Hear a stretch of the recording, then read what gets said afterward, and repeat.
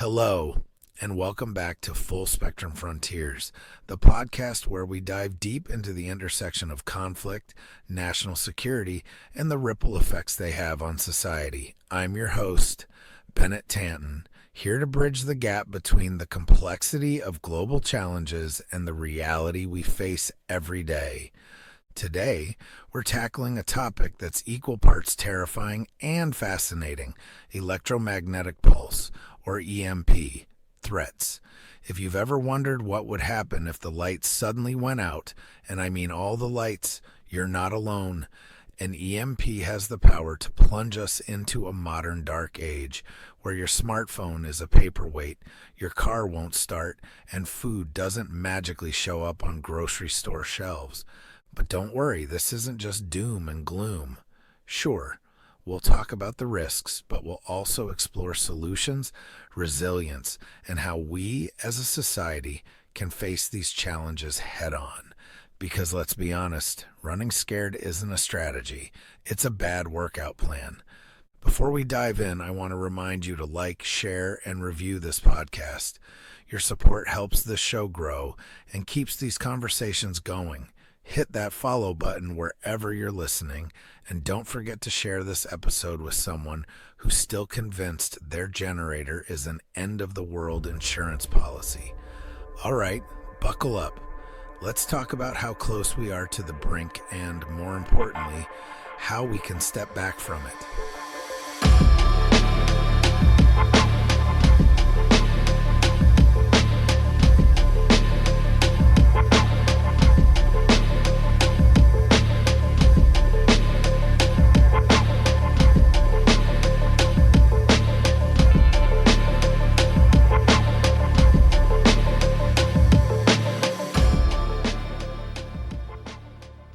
Imagine this.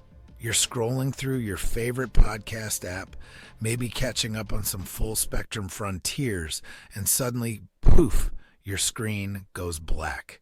No warning, no spinning wheel of death, just silence. You look outside, and the streetlights are out.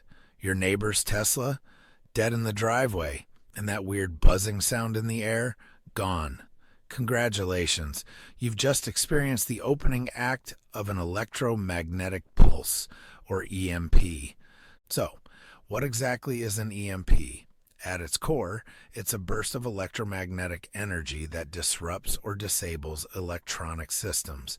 Think of it as a giant, invisible sledgehammer swinging through the digital backbone of modern society. While it sounds like the plot of a B-list disaster movie, EMPs are real, and they come in two flavors: natural and man-made. Breaking down the science. Okay, let's put on our science hats for a second. Don't worry, this won't turn into a physics lecture. An EMP is essentially a sudden surge of electromagnetic energy. This energy can fry circuits, overload power grids, and turn your fancy electronics into very expensive paperweights. It's like static electricity, but on steroids. Natural EMPs come from solar storms, also known as coronal mass ejections.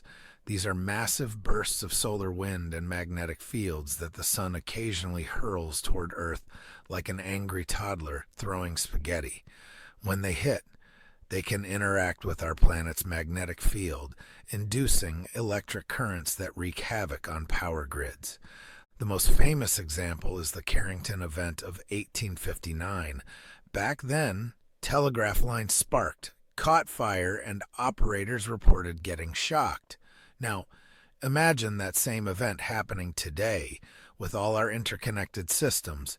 Not ideal, right? Then there's the man-made kind, EMPs created by humans, usually as a side effect of a nuclear explosion detonated high in the atmosphere. These are even more destructive because they're designed to be. The energy spreads across vast areas, frying everything in its path. Imagine a high-altitude detonation above Kansas. The resulting EMP could theoretically disable electronics coast to coast. Why does this matter? Here's the thing. Our modern lives are built on the fragile foundation of electricity and electronics. The internet, banking, water systems, transportation, medical devices, all of it depends on an infrastructure that wasn't designed to withstand an EMP. Think about it. Your smart fridge won't just stop tracking your almond milk expiration date, it'll stop working entirely. Cars with electronic systems could stall. Planes in mid-flight might lose critical navigation. And let's not even get started on the power grid. It's the Achilles heel of our civilization. The scary truth about vulnerability. What makes EMPs so dangerous is the sheer speed and scale of their impact. In less time than it takes to microwave a Hot Pocket, an EMP can knock out systems across thousands of miles. And here's the kicker. You won't even see it coming. Unlike a hurricane or an earthquake, there's no clear warning sign, no radar tracker, no evacuation plan. 1 minute, everything's fine. The next, you're figuring out how to cook ramen without electricity. But don't panic yet. I know this all sounds overwhelming, but knowledge is power. Understanding what EMPs are and how they work is the first step toward preparing for them.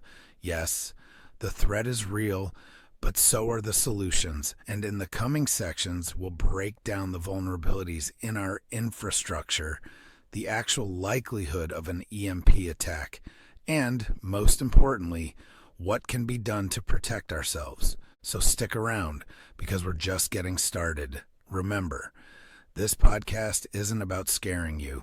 It's about equipping you with the information you need to understand the full spectrum of risks and the opportunities to overcome them.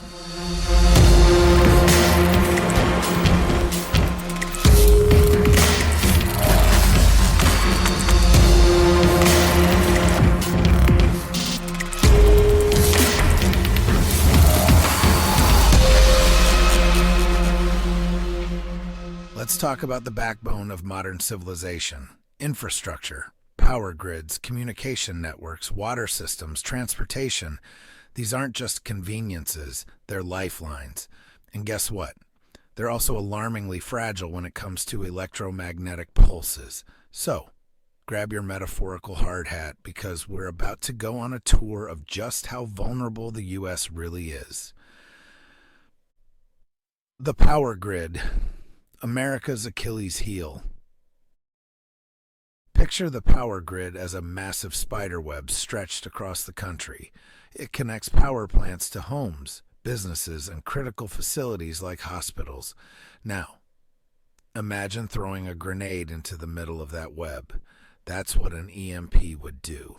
Not just a single failure, but a cascading collapse. The U.S. power grid is divided into 3 major sections: the Eastern Interconnection, the Western Interconnection, and Texas, because of course Texas has its own grid. While this division provides some redundancy, it also means that a hit to one section could ripple out and affect others. High voltage transformers, which are critical for moving electricity across long distances, are particularly vulnerable.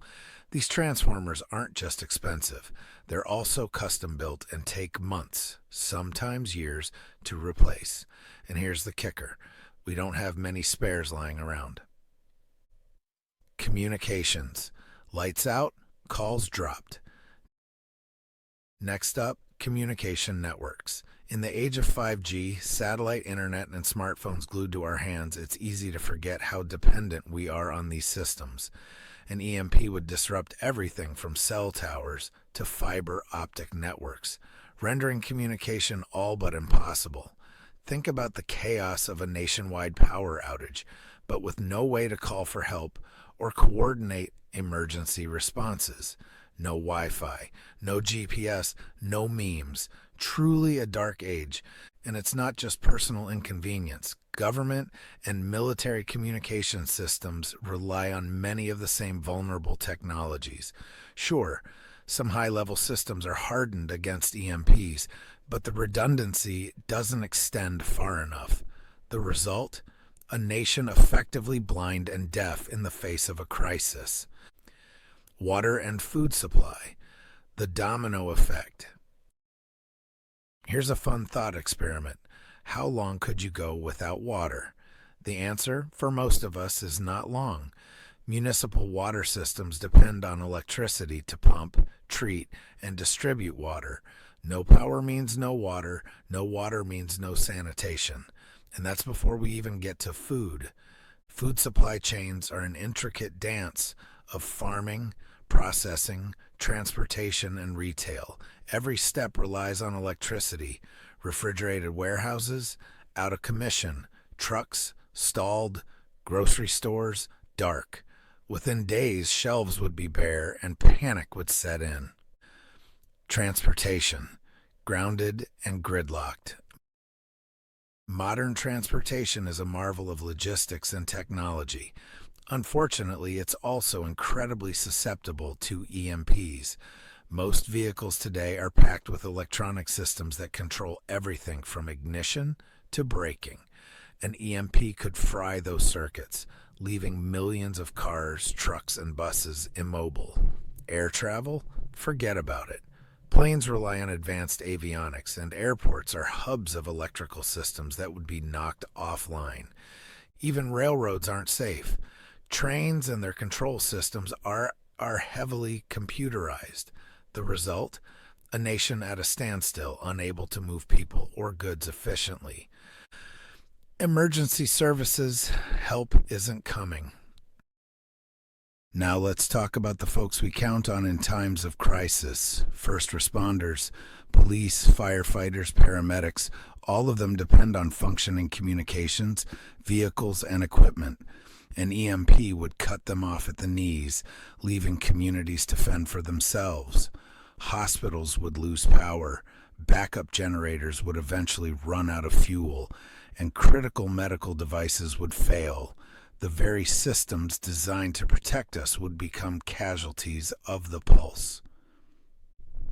The cascading failure problem. Here's where it gets really messy. None of these systems exist in isolation. The power grid depends on transportation to deliver fuel. Transportation depends on communication to coordinate logistics. Communication depends on the power grid to function. It's a vicious cycle, and an EMP could knock all the dominoes down at once. Why haven't we fixed this? If all of this sounds like a glaring national security issue, you're not wrong. The good news is that the vulnerabilities aren't a secret. Reports from the EMP Commission and other agencies have been waving red flags for years. The bad news? Progress has been slow. Hardening the grid and other critical systems is expensive, time-consuming, and politically complicated. It's the classic problem of fixing the roof when the sun is shining. Until the storm hits, it's easy to procrastinate. What can be done?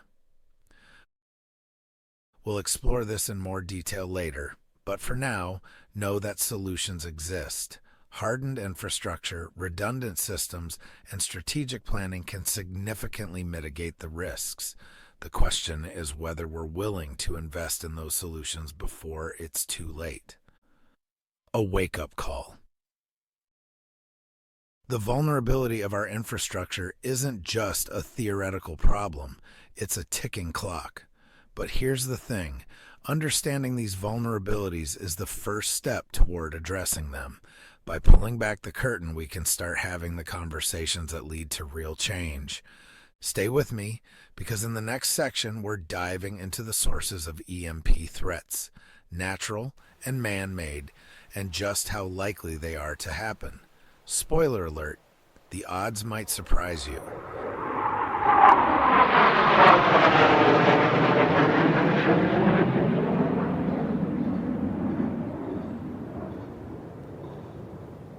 All right, now that we know how devastating an EMP could be, let's talk about where the threat might come from.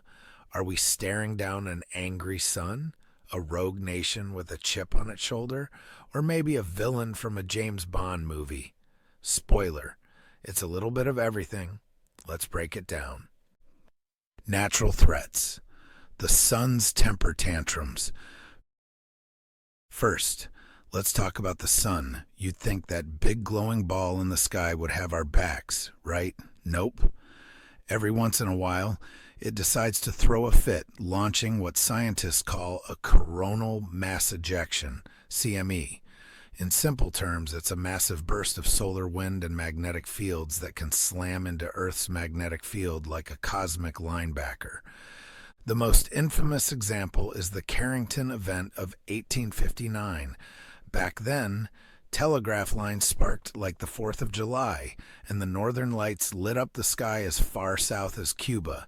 If the same thing happened today, we'd be in serious trouble.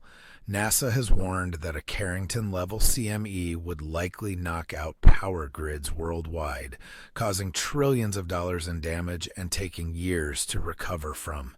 And here's the kicker. It's not a question of if, but when.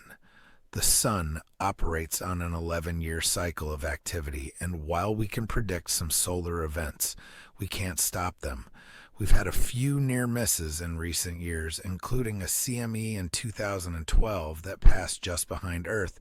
Think of it as a cosmic bullet that whizzed by our head. Man-made threats, rogue nations, and EMP weapons. Now let's pivot to man-made threats. These are arguably more concerning because, unlike the sun, humans can be unpredictable, malicious, and, let's face it, downright dumb. High-altitude nuclear detonations are the gold standard of man-made EMPs. By detonating a nuclear weapon hundreds of miles above the Earth, an attacker could generate an EMP that covers thousands of miles. No radiation, no mushroom cloud, just lights out for everyone below. Rogue nations like North Korea and Iran are the usual suspects when it comes to this kind of threat. North Korea, for example, has openly tested nuclear-capable missiles and hinted at using EMPs as a weapon. They don't need pinpoint accuracy, they just need a missile that can reach high altitude. The devastation wouldn't come from the blast, but from the pulse that follows. China and Russia are also players in this space. Both nations have advanced missile programs and are likely developing EMP weapons as part of their military arsenals. And unlike rogue states, they have the capability to deliver these weapons with precision, making the threat even more chilling. Non-nuclear EMP devices, DIY disaster. Here's where it gets a little scary. You don't need a nuclear weapon to create an EMP. Non-nuclear EMP, NEMP, devices, also known as E-bombs, are a thing. They use conventional explosives to generate a focused burst of electromagnetic energy. While their range is much smaller than a nuclear EMP, they're still capable of causing significant localized damage. The technology for NEMP devices is increasingly accessible. With enough know-how and resources, a determined group could potentially build one. Imagine a terrorist organization using an E-bomb to disable critical infrastructure in a major city. It's not as far-fetched as you might think. Cyber EMP hybrid threats, the double whammy. Here's a twist. What if an EMP attack was paired with a cyber attack? Hackers could disable critical systems before or after an EMP strike, amplifying the chaos. Cyber attacks on the U.S. power grid have already been attempted. Remember the 2015 and 2016 attacks on Ukraine's power grid? Now, imagine a scenario where the power goes out, and when we try to reboot the system, we find it's been compromised. It's a 1-2 punch designed to keep us in the dark, literally and figuratively. The odds. How likely is an EMP attack? Let's get real about the probabilities. A natural EMP event like a solar storm is a certainty over the long term. NASA estimates there's about a 12% chance of a Carrington-level event happening in the next decade. Not great odds if you're a betting person. As for man-made threats, the likelihood depends on geopolitics. A rogue nation launching an EMP attack is less likely because it would be considered an act of war, inviting a devastating response. However, the rise of asymmetric warfare, where weaker adversaries use unconventional tactics, means we can't rule it out. A non-nuclear EMP attack or cyber EMP hybrid is more plausible because it offers deniability and doesn't require advanced technology. Emerging technologies. The wild card. Technology is a double-edged sword. On one hand, advancements in EMP-resistant infrastructure could make us more resilient. On the other hand, new technologies like hypersonic missiles could make EMP weapons even more effective. Hypersonics are fast, maneuverable, and hard to intercept, making them ideal for delivering EMP payloads. It's an arms race, and we're in the thick of it. Why this matters. Understanding the sources of EMP threats isn't just academic. It's critical to shaping our response. Whether it's a solar storm, a rogue state, or a high-tech hybrid attack, the threats are real, and the consequences are severe. But here's the good news. Knowing the risks gives us the power to prepare. In the next section, we'll shift gears and talk about what's being done to address these threats. From government initiatives to private sector innovation, there's a lot happening behind the scenes. Stick with me, because this is where we find the light at the end of the tunnel.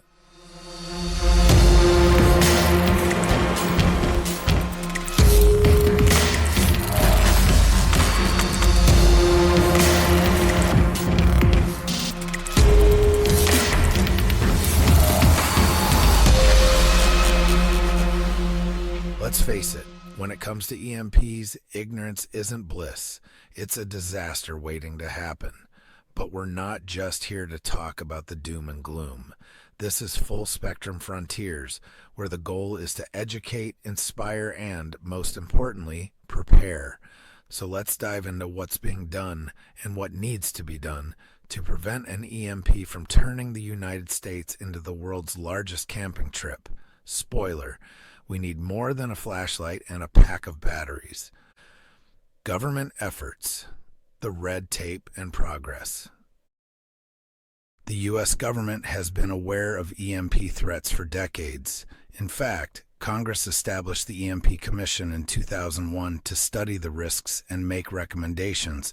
Their reports, released in 2004 and 2008, outlined clear steps to harden critical infrastructure, especially the power grid. Sounds great, right? Except those reports largely gathered dust. It wasn't until 2019 that things started moving.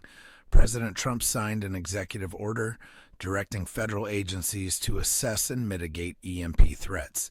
This was a big step forward, signaling that the issue was finally being taken seriously at the highest levels. Agencies like the Department of Homeland Security, DHS, and the Department of Energy, DOE, have since begun working on strategies to improve resilience. But progress has been slow.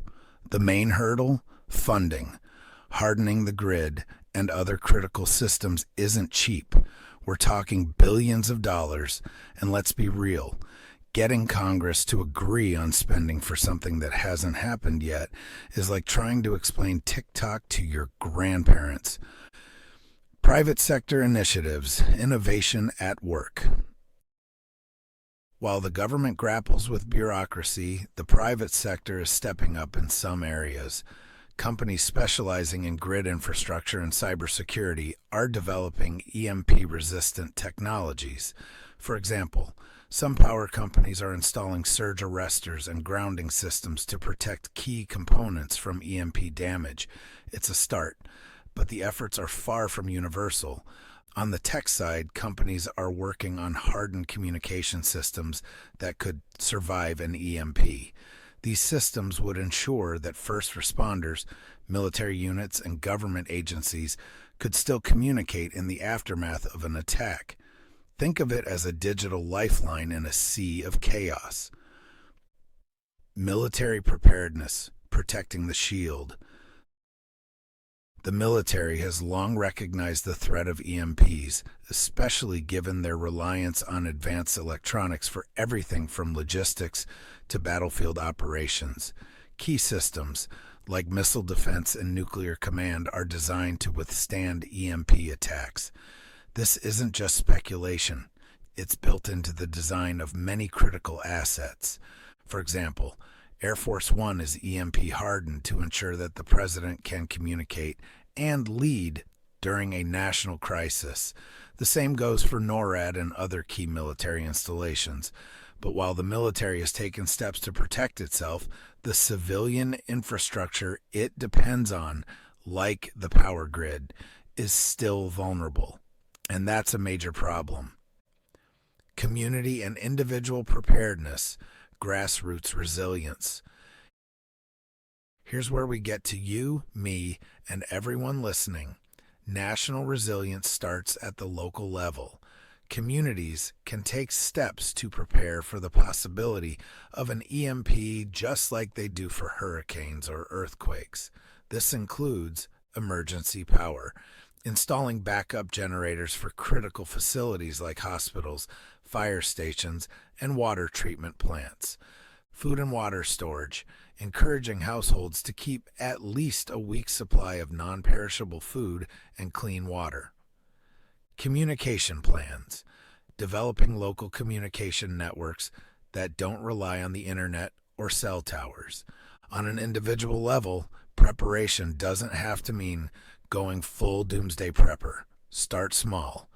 Have a battery-powered or hand-crank radio for emergency updates. Invest in a Faraday cage or bag to protect essential electronics like radios and backup drives. Learn basic survival skills, because knowing how to start a fire is cooler than it sounds. The role of innovation. A bright future? One of the most exciting developments in EMP preparedness is the role of innovation. From advanced battery storage to microgrids, new technologies could make our infrastructure more resilient. Microgrids, for instance, allow communities to generate and store their own power independently of the larger grid. If the main grid goes down, microgrids can keep critical services running. Another promising area is artificial intelligence, AI. AI can be used to detect and respond to grid disturbances in real time, potentially minimizing the impact of an EMP. Imagine a system that can isolate damaged components and reroute power automatically, turning a catastrophic blackout into a manageable outage. Challenges. Why aren't we there yet? As optimistic as this all sounds, there are significant challenges.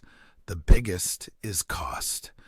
Hardening the grid and developing resilient systems requires substantial investment, and not everyone is willing to foot the bill.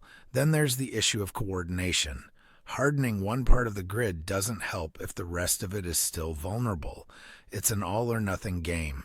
Finally, there's the psychological hurdle. EMPs are what experts call a low-probability, high-impact event. Because it hasn't happened yet, it's hard to convince people and policymakers that it's worth prioritizing. It's like trying to convince someone to buy insurance for a meteor strike. A call to action. Preparedness isn't just the government's job, it's everyone's responsibility. Whether it's pushing for local initiatives, supporting private sector innovation, or simply getting your own household ready, every step matters. The goal isn't to live in fear, but to be ready, because readiness is resilience. In the next section, we'll dive into what happens if the worst-case scenario unfolds. What would life look like after an EMP event? And more importantly, how would we rebuild? Stick around. It's about to get real.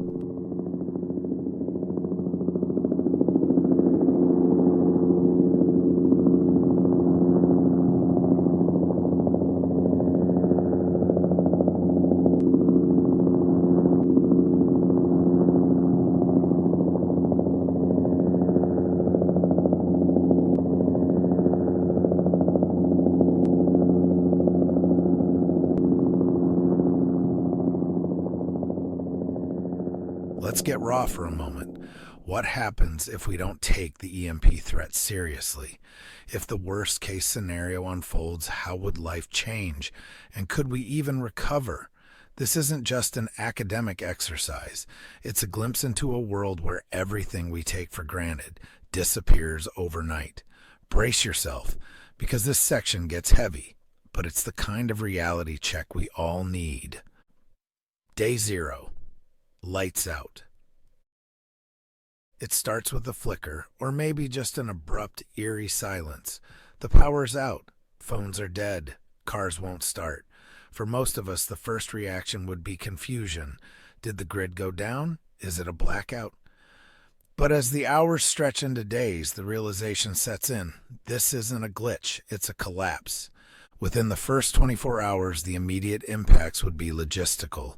Airplanes grounded, traffic at a standstill, hospitals scrambling to switch to backup generators, emergency calls flooding dispatch centers that are already overwhelmed. It's chaos, but it's just the beginning.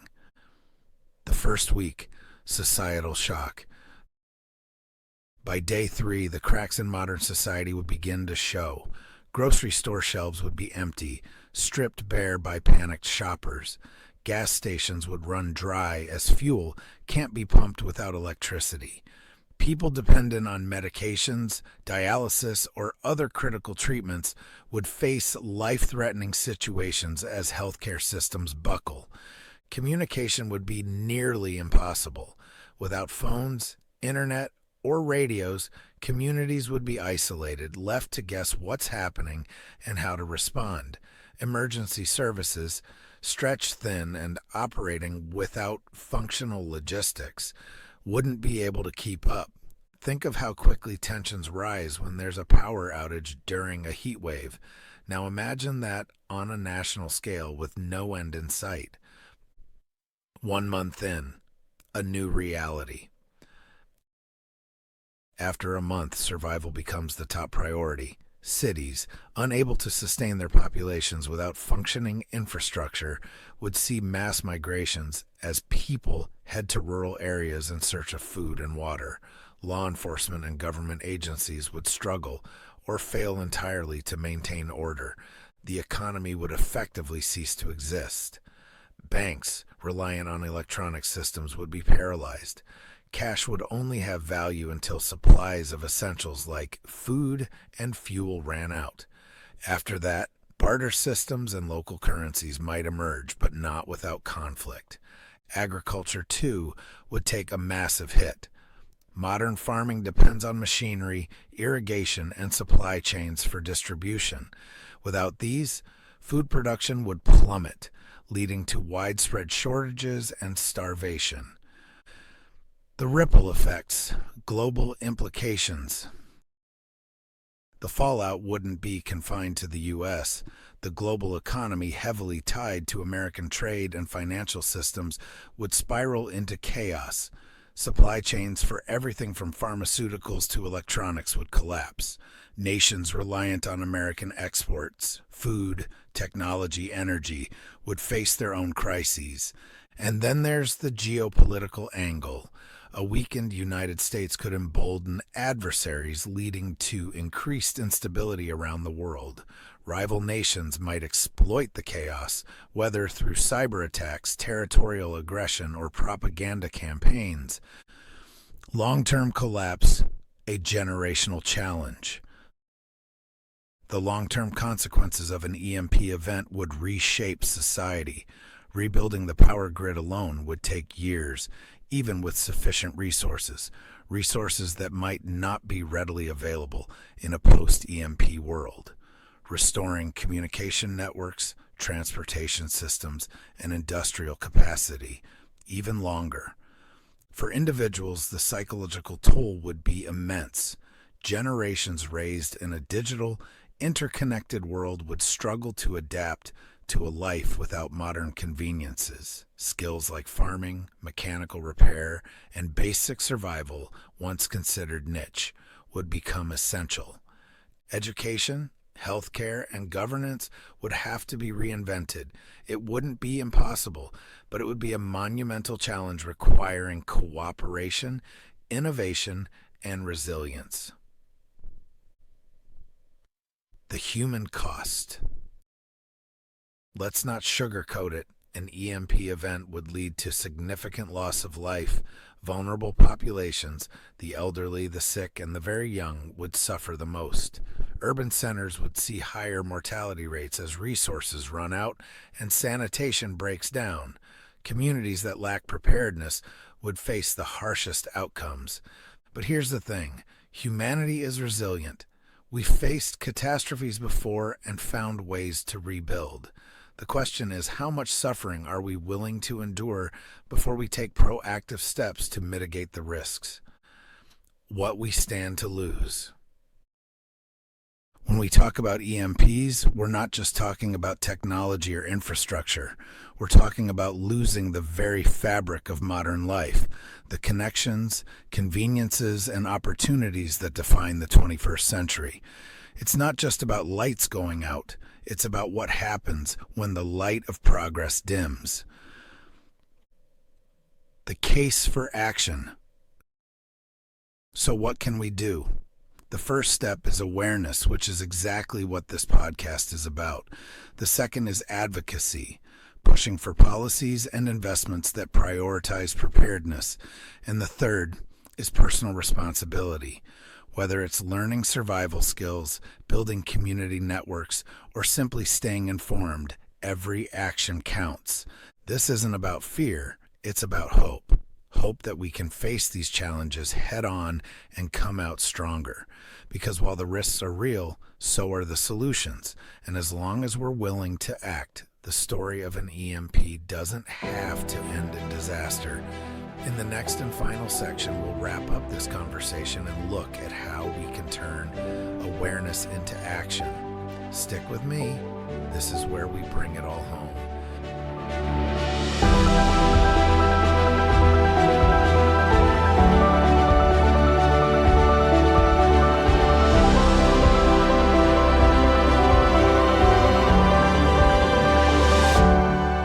That's a wrap for today's episode of Full Spectrum Frontiers. We've covered a lot of ground: what EMPs are, how they work, the vulnerabilities in our infrastructure, the sources of the threat, and the stark consequences of inaction. But here's the most important takeaway: we're not powerless in the face of this challenge. Yes, an EMP event could be catastrophic, but it doesn't have to be. With awareness, preparation, and action, we can turn what feels like an insurmountable threat into an opportunity to build a stronger, more resilient society. So what can you do? Start small. Share this episode with a friend, family member, or coworker. The more people who understand this issue, the more likely we are to push for meaningful change. Like, share, and review the podcast. It's a simple way to keep this conversation alive and growing. If you're feeling inspired to take personal action, great. Build up your emergency supplies, learn a new skill, or get involved in local preparedness initiatives. Remember, resilience starts with each of us. Thank you for tuning into Full Spectrum Frontiers. I'm your host, Bennett Tanton, reminding you that knowledge is power, preparation is resilience, and action is how we make the world a better place. Until next time, stay curious, stay prepared, and stay hopeful. It's just you, me, and the odds. We stuck together, we two peas in a pod. You dealt a bad hand, I'm there seizing the cards. We'll never be separated till we seeing the gods. We've been low together, high forever. Long as we go together, we'll die whenever. Be a light, couldn't let the darkness try you ever. Truth in my word, you I lie to never. And when the world gets a little too hard, wipe your eyes, put away your sorrow. When it's war, I'll be leading the charge, and I'll be still fighting for you tomorrow. Yeah, even with a blindfold or in different time zones, could find my way to you with my eyes closed. There's nothing between us. Go to Mars and Venus, stand in front of every one of them rocks they slinging and being shit. Yeah. In the fiercest battle, I'll defend you. From all these arrows in the sword I will keep you from danger. Let me be your shield. Yeah.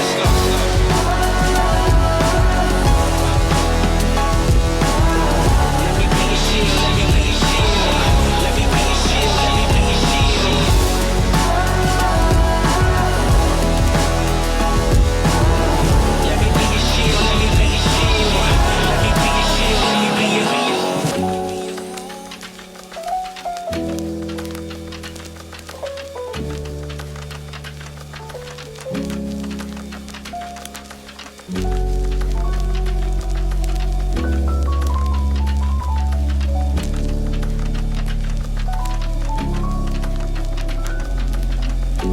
may be facing tribulation, but don't let it get you down. What I'm saying may take patience, but you're gonna make it out. I scratch my